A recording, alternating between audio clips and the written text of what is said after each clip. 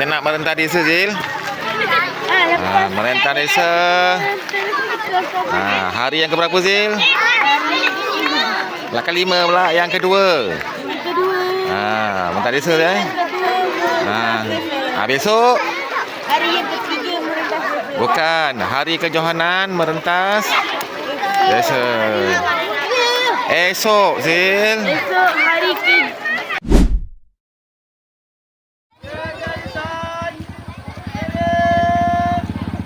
Bola!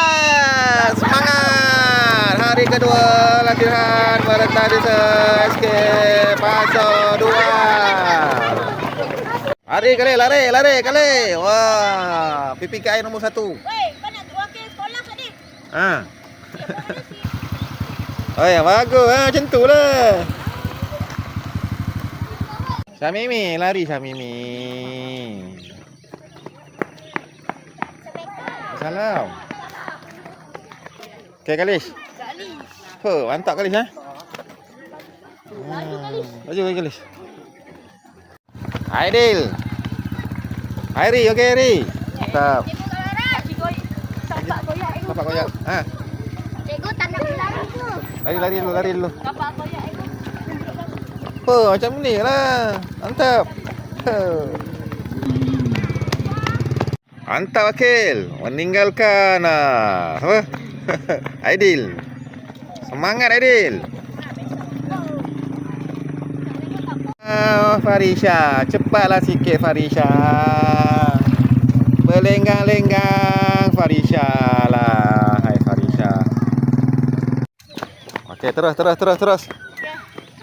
Hui, mantap Kak Shima. Nampak sihat. Cargas.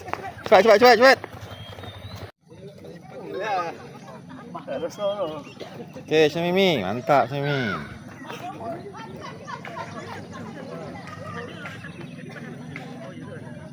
Mantap dia. Okey, ngam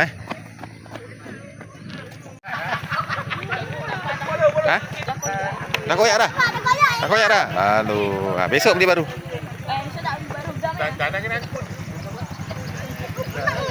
Kena. Buat kawan.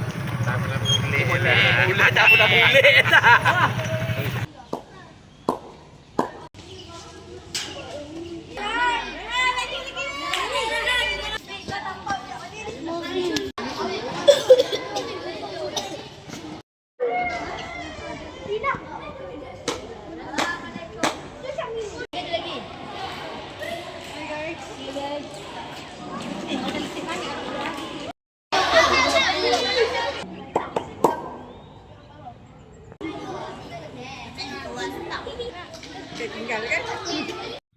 Kita jumpa esok kejohanan merentas desa SK Felda Paso 2.